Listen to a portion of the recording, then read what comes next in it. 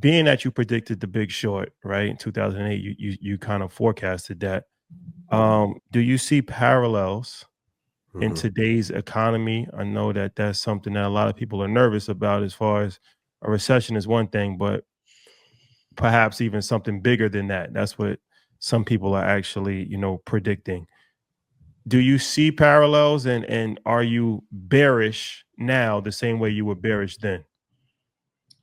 Do I see some parallels? Sure, I see some parallels. Am I as bearish as I was then? Not even close. I Mm. mean, not even the same universe. Um, so let me just elaborate a little bit about that. Um, do I think that there could be a global trade war? Sure, it's possible. It's also possible that there won't be a global trade war. Do I think that a trade war would cause a recession?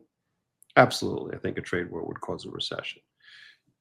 Do I think a recession that could happen because of the trade war would be a financial calamity on the same order as the great financial crisis of 2008? Not even close. Mm. Not even in the same universe. Um, what happened in 2008?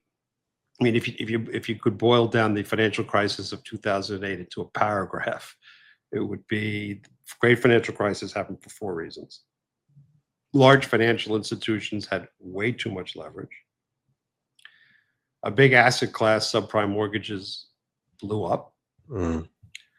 Um, those same large financial institutions owned a lot of subprime mortgages, and derivatives, in particular credit default swaps, which is a very technical financial instrument, tied the balance sheets of large financial institutions all over the globe into a spider web that was so complicated nobody knew where it began and where it ended. That's the cause of it.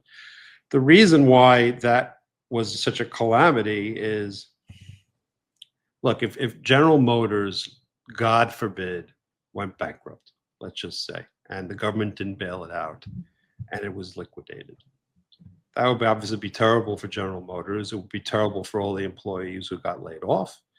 And all the companies that supply stuff to General Motors, maybe some of them would go bankrupt. They would certainly have problems. Maybe that would cause a recession in the United States. Possible. But that's all that would happen. But if you can't get your money out of the bank, if the large financial institutions go down, planet Earth burns. Yeah. That's the end. So where are we today? Post-Dodd-Frank, the leverage of large banks is literally less than half of what it was. It's probably almost 2/3 less. That's enormous. So for example, Citigroup, which used to be levered officially 35-1, but if you added up all the stuff that didn't officially show up on its balance sheet, but they were responsible for, it was 40-1. Today it's 12-1.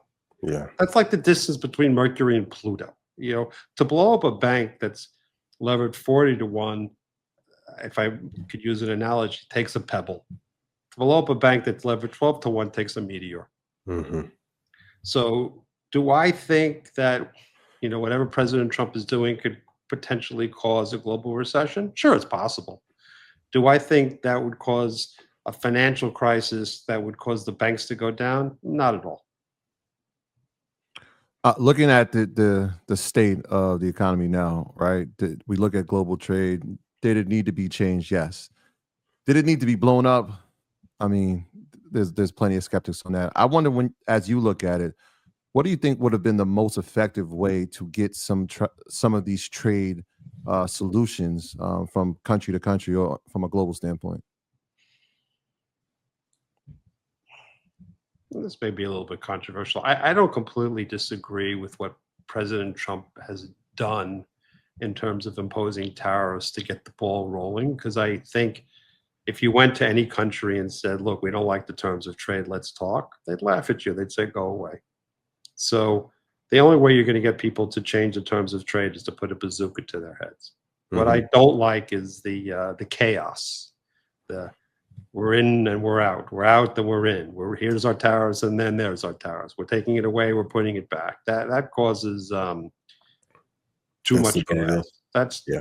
That's not my strategy. You know, President Trump loves chaos, but most people in the world don't. So that's where I would disagree. If you were building your Big Short portfolio today, what's the one trade that looks almost inevitable to you that will pan out over the next 4 or 5 years? I have no trade that I think would pan out within the next year. Okay. What about 4 to 5? 4 to 5, I still think that most of the technology trades that people have, you know, whether it's Nvidia or Microsoft, any of the well-known will be great, because I think we are still in the very, very early innings of AI. Very early innings. We're like inning 1. Yeah. So, you know, between now and inning 9, it's going to be a bit of an adventure, but I think if you stick it out, you'll make a lot of money. What's going to happen within the next 6 months because of all the trade negotiations, I wouldn't have a clue. And I just would say you need to keep your risk lower. Are you I would not try and be a hero right now. I don't think, you know, some people would argue that, you know, the market's come down a lot, so valuations are better. And well, of course, the market's lower, the valuations look better. That's a tautology. The problem is that if you go into a global recession, all the earnings estimates are going to come lower, so then it doesn't look so cheap. On the other hand, if most of the countries settle with the United States and then everything is fine, it'll have been a great time to buy. But I can't handicap that. How much risk are you keeping on the table, if I may follow up? In my own personal portfolio, I have about 15% cash right now. Okay. Which is a lot for me. Are I'm very long term. What I have done is I've gone through my personal portfolio and any stocks where I said, do I really love this? Mm-hmm. Why do I really own this? Let's trim a little. Was there any thesis creep? Get rid of it. So Yeah. that was the first thing I did. Then I took a lot of things just lower, and but like I said, I'm long term. The problem with like, let's say, liquidating your portfolio, if you wanted to go to an extreme, is you got to pay over 35% capital gains taxes. So, you know, do I think the market's going to go down 35%? I mean, it could. I mean, if we have a global recession, it's not impossible, but it's a lot. So I'd rather just trim some risk and just sit on the sidelines and sit and wait till it's. And look, if things get better, if you miss the first 5% move, so what? You know, if all the trade stuff gets settled one way or another, you know, it'll be a bull market again for years. So who cares if you miss the first week? Yeah. The dollar is, I think it hit a 3-year low. Is that something that's concerning to you? You know, let's do the doomsday scenario that some people like to paint. So the doomsday scenario would be like, the U.S. deficit is too big. People are not going to see U.S. bonds as the safety vehicles that they once were. So they're going to sell the U.S. bonds. And that, of course, causes the dollar to go down. And something else will replace the dollar as a reserve currency. And there goes the United States as a great empire.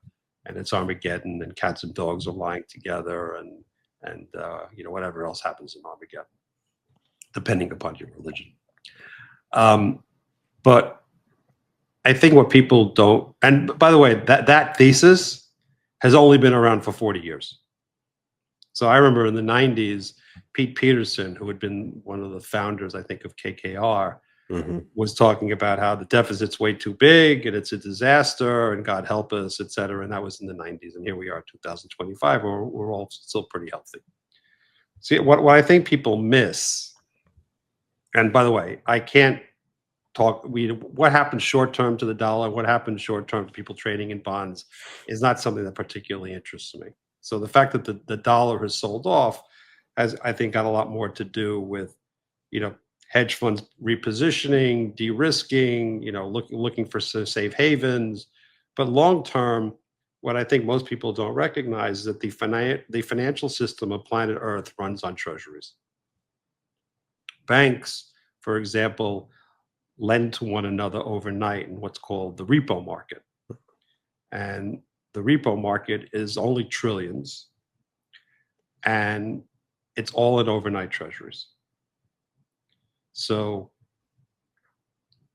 to make an argument that the dollar is going to lose its reserve status, I think you have to make an argument that there's going to be some sort of substitute for treasuries, especially short-term treasuries. And right now, there's no substitute for short-term treasuries. I mean, banks are not going to park their money in Chinese bonds. They're not going. There's no euro bond of any real significance. There's no alternative. So as long as there's no alternative, it's not something I particularly worry about all that much, even though people like to talk about it on CNBC and, paint doom and gloom. Listen, I predicted doom and gloom once. Once was enough. I'm not interested in predicting doom and gloom again unless I really, really seriously thought it was possible.